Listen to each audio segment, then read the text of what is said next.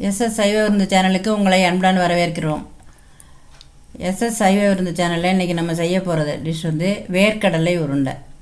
வேர்க்கடலை உருண்டை எப்படி செய்யறதுன்னு பார்க்குறதுக்கு முன்னாடி இது வரைக்கும் நம்ம சேனலை சப்ஸ்கிரைப் பண்ணலைன்னா சப்ஸ்கிரைப் பண்ணிவிடுங்க. பெல் ஐக்கானையும் ப்ரெஸ் பண்ணிவிடுங்க.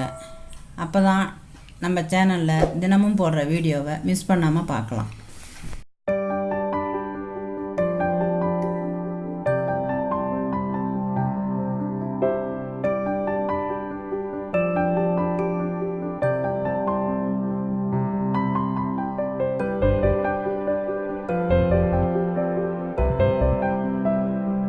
வேர்க்கடலை உருண்டை செய்யறதுக்கு தேவையான பொருட்கள்: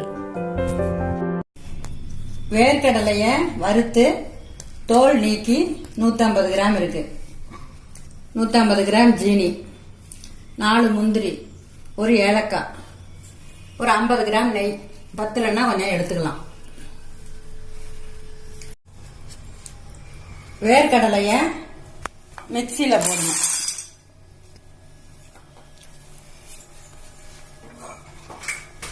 ஜீனி ஏலக்காய் ரெண்டையும் மிக்சியில் போட்டு அடித்து மாவை எடுத்துக்கணும். இதில் மாவை போட்டிருக்கேன். இதில் ஜீனி ஏலக்காயும் போட்டு அடித்த மாவை இதில் போட்டிருக்கேன்.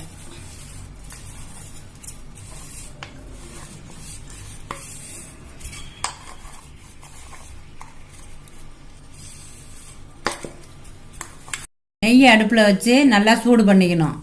வேர்க்கடலை வந்து எண்ணெய் பசை இருக்கிறதுனால கொஞ்சம் நெய் கம்மியாக இருந்தாலே போதும். நெய் வந்து நல்லா உருகி சூடாயிடுச்சு. அதில் வந்து கொஞ்சம் முந்திரியை போட்டு பொன்னிறமாக வறுத்து எடுத்துக்கணும்.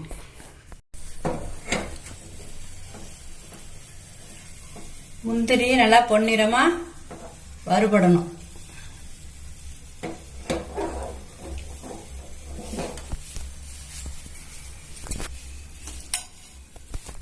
நெய்யோட சேர்த்து ஊற்றிடணும்.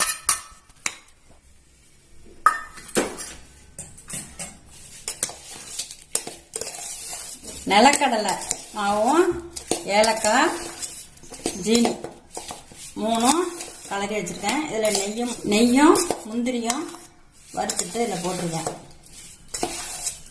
இப்படி போட்டிருக்கும்போது இது நல்லா பதமாக இருக்குது உருண்டுறதுக்கு. கலரும்போது வந்து நீங்கள் கையால் கலராதீங்க. இது வந்து ஒரு கரண்டி எடுத்து கலரிட்டிங்கனாக்கா அப்புறம் சூடு ஒரு தாப்புல இருந்துச்சுன்னு சொன்னால் அதுக்கப்புறம் கையால் கலரிக்கலாம். நெய் சூடாக இருக்கிறதுனால உடனே கை பிடிச்சா கை கொப்பளிச்சு போயிடும். அதனால் வந்து ஆற விட்டு அப்புறமா கொஞ்சம் பிடிக்கலாம். வேர்க்கடலை வந்து எண்ணெய் பசை இருக்கிறதுனால நெய் வந்து கம்மியாக ஊற்றினாலே போகிறோம். அதிகமாக ஊற்றினா வந்து இலவலாக தெரியும். அதனால் கம்மியாக ஊற்றினாலே போகிறோம். வேர்க்கடலை வந்து புரோட்டீன் அதிகமாக இருக்கிறதுனால இதை வந்து சாயந்தரம் ஸ்நாக்ஸாக கூட பிள்ளைங்களுக்கு கொடுக்கலாம். தீபாவளி சமயத்தில் தான் இதை பலகாரமாக பண்ணணுன்னு அவசியம் கிடையாது. சாதாரண நாளில் கூட ஒரு 100 கிராம் கடலையை எடுத்துகிட்டு வந்து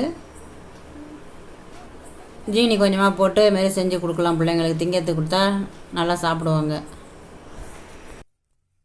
செய்யறது ஒரு பலகாரமோ ஒரு சமையலோ செய்யறது பெருசு கிடையாது. நம்ம சேஃப்டியாக செய்யணும். மெயினாக அதான் நம்மளுக்கு முக்கியம். நம்ம செய்கிற ஒரு பொருள்னால எந்த பாதிப்பும் வர செஞ்சோம்னா தான் நம்மளுக்கு இன்ட்ரெஸ்டாக இருக்கும் செய்யறதுக்கு.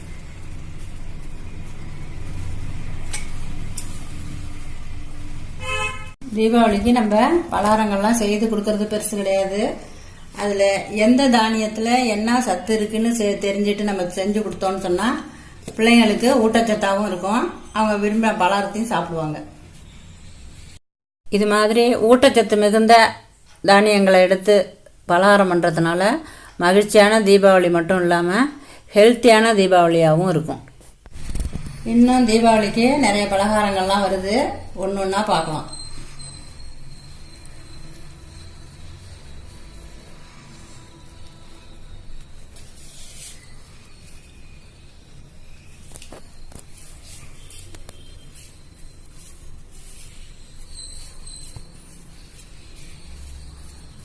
ஃபஸ்ட்டு இந்த மாவை இப்படி எடுத்து ஒன்று சேர்த்துக்கிட்டு அப்புறம் இந்த 3 விரல் இடையில இப்படி வச்சு பிடிச்சோன்னா உருண்டை நல்லா ரவுண்டாக அழகாக வரும்.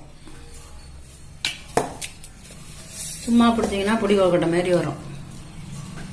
ஃபஸ்ட்டு இந்த மாவை இப்படி ஒன்று சேர்த்துக்கணும்.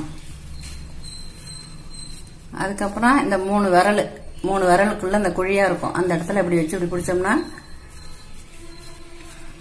உருண்டை நல்லா ரவுண்டாக அழகாக இருக்கும்.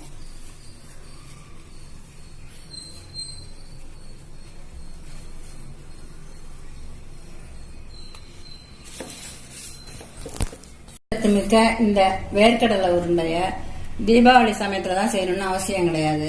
மற்ற நேரங்களிலையும் வேர்க்கடலையை வாங்கிட்டு வந்து நல்லா வறுத்துட்டு சுத்தம் பண்ணி மிக்சியில போட்டு அடிச்சு ஜீனியம் போட்டு கொஞ்சமா ஒரு 2 ஸ்பூன் நெய் விட்டாலே அது மாவு தளர்வா போயிடும். பிடிச்சி பிள்ளைங்களுக்கு கொடுத்தா பிள்ளைங்க நல்லா விரும்பி சாப்பிடுவாங்க. நல்லா சத்து மிகுந்த ஒரு உணவுப் பொருளா இருக்கும். இந்த வேர்க்கடலை உருண்டைய நீங்க வீட்டுல செஞ்சு சாப்பிட்டு பார்த்துட்டு எப்படி இருக்குன்னு கமெண்ட்ல சொல்லுங்க. இந்த வீடியோ உங்களுக்கு பிடிச்சிருந்ததுன்னு சொன்னா லைக் பண்ணுங்க, ஃப்ரெண்ட்ஸுங்களுக்கு ஷேர் பண்ணுங்க. நம்ம சேனலை சப்ஸ்கிரைப் பண்ண மறந்துடாதீங்க. பக்கத்துல இருக்கிற பெல் ஐக்கானையும் பிரஸ் பண்ணிடுங்க. அப்பதான் தினமும் நம்ம சேனல்ல போடுற வீடியோவை மிஸ் பண்ணாம பார்க்கலாம். நன்றி, வணக்கம்.